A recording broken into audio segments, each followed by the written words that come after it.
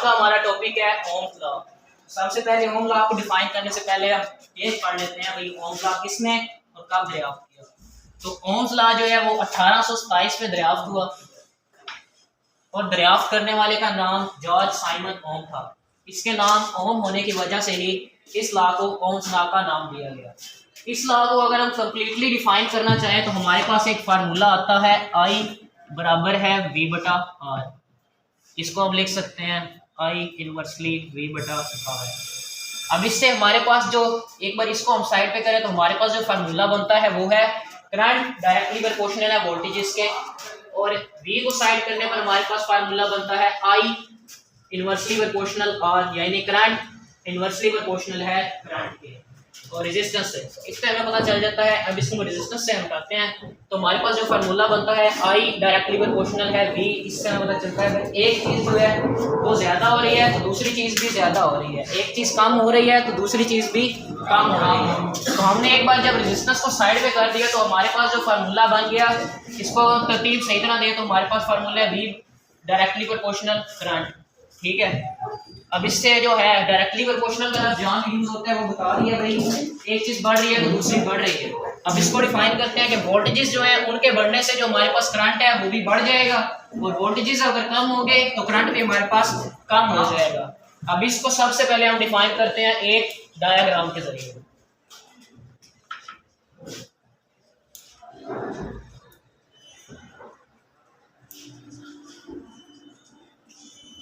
एक सर्किट में हमारे पास रेगुलेटर है वोल्टेज रेगुलेटर। वोल्टेज रेगुलेटर के नाम से पता चल रहा है कि इसका जो ताल्लुक है वो वोल्टेजेस के साथ होगा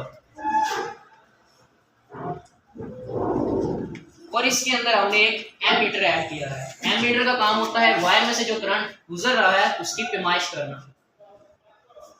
तो ये हमारे पास जो रेगुलेटर है इसके ऊपर अगर हम वोल्टेजेस शो करें तो हमारे पास कितने वोल्टेजेस है, तो यहाँ हमारे पास मैक्सिमम फर्स्ट कर ले हमारे पास यहाँ है 5 वोल्ट।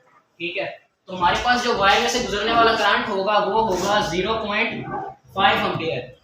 बट अगर जब हमने यहाँ वोल्टेजेस जैसे मिसाल के तौर पर 30 वोल्ट कर देते हैं तो हमारे पास वायर में से जो गुजरने वाला करंट होगा वो भी 0.30 एम्पियर हो जाएगा। अब इससे हमारे पास एक चीज साबित होगी कि हमारे पास वोल्टेजेस जो है वो डायरेक्टली प्रोपोर्शनल थे करंट के। अगर हमारे पास वोल्टेजेस बढ़े हैं तो हमारे पास करंट भी वायर के अंदर बढ़ गया है। अब अगर मैं वोल्टेजेस कम कर देता हूं दोबारा, अगर हमारे पास 30 थे तो मैं 25 कर देता हूं, तो हमारे पास जो वायर के अंदर गुजरने वाला करंट होगा वो भी 0.5 एम्पीयर हो जाएगा और जिससे हमें पता चलेगा वोल्टेजेस जो है वो कम हुए तो हमारे पास जो करंट है वो भी कम हो गया। अब ये तो हमारा हो गया डायग्राम। अब इसको करते चलते हैं प्रैक्टिकली तौर पर।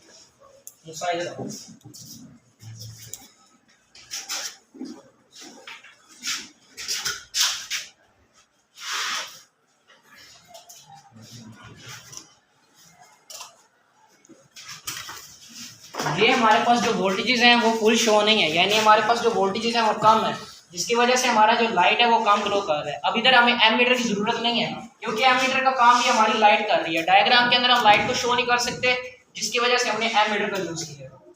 अब ये देखिए जब हमने वोल्टेजेस यहाँ से बढ़ाया, वोल्टेज रेगुलेटर इसका काम है वोल्टेज कम और ज्यादा करना। जब हमने वोल्टेजेस बढ़ाए हैं तो हमारी लाइट की जो ग्लो है वो भी बढ़ गई है, जिससे हमें पता चला कि वोल्टेजेस के बढ़ने से करंट बढ़ गया। अब हमने वोल्टेजेस को दोबारा काम किया है तो हमारी जो लाइट की ग्लो कम होगी, जिससे हमें ये पता चला कि वोल्टेजेस कम हुए तो जो हमारे पास करंट है वो भी कम हो गया। ये हमारा ओम्स लॉ का एक टॉपिक क्लियर हो गया। हमने जिसको एक बार रेजिस्टेंस जो हमारी पास थी इसको हमने साइड पर किया था। अब इसी तरह हम एक बार वोल्टेजेस को हमने क्लियर कर दिया, हम इसको साइड पे कर देते हैं। तो अब हमारे पास जो फार्मूला बच जाएगा करंट इनवर्सली प्रोपोर्शनल है आर के। जब इनवर्सली का वर्ड यूज होता है तो इसमें हमारे पास होता है कि हमारे पास जब एक चीज कम होगी तो दूसरी चीज बढ़ जाएगी, जब एक चीज ज्यादा होगी तो दूसरी चीज कम हो जाएगी। अब हमारे पास यहाँ अगर करंट ज्यादा होगा तो रेजिस्टेंस कम होगी, करंट कम होगा और करंट ज्यादा होगा तो रेजिस्टेंस कम होगी, करंट ज्यादा होगा तो रेजिस्टेंस कम होगी। अब इसको भी हम डायग्राम के जरिए डिफाइन करेंगे।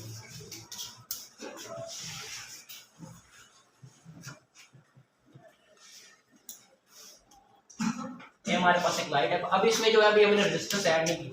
जब आप इस सर्किट में एक ये रेजिस्टेंस होगी हमारे पास और ये हमारे पास दूसरी रेजिस्टेंस होगी।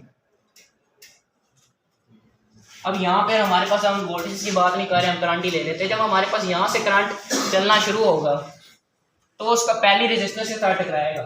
रेजिस्टेंस क्या होती है? रुकावट। किसके रास्ते में? इलेक्ट्रॉन्स के फ्लो में। तो जब इलेक्ट्रॉन्स का फ्लो कम होता है तो हमारे पास ऑटोमेटिक करंट का फ्लो कम हो जाता है। तो करंट का जब फ्लो कम होता है तो हम ये कह देते हैं कि करंट का फ्लो कम है, जिसकी वजह से हमारे पास सर्किट में रेजिस्टेंस ज्यादा हो गई है। तो जब हमारा ये करंट पहली रेजिस्टेंस के साथ टकराएगा, इसके जो इलेक्ट्रॉन्स है उसके फ्लो में कमी आएगी, हमारा करंट कम हो जाएगा। तो जब वो करंट एक रेजिस्टर से गुजरता हुआ दूसरी रेजिस्टर के साथ टकराएगा तो फिर क्या होगा? वही अमल दोबारा रिपीट होगा, हमारे इलेक्ट्रॉन्स और स्लो हो जाएंगे, जिसकी वजह से हमारा करंट कम हो जाएगा।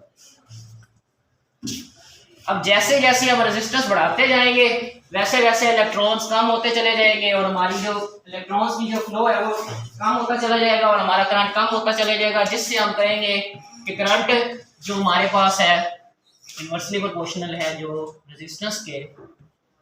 तो हमारे पास जैसे जैसे रेजिस्टेंस बढ़ती चली जा रही है हमारा करंट जो है वो कम होता चला जा रहा है। अब उसी सर्किट को अगर दोबारा ड्रा करें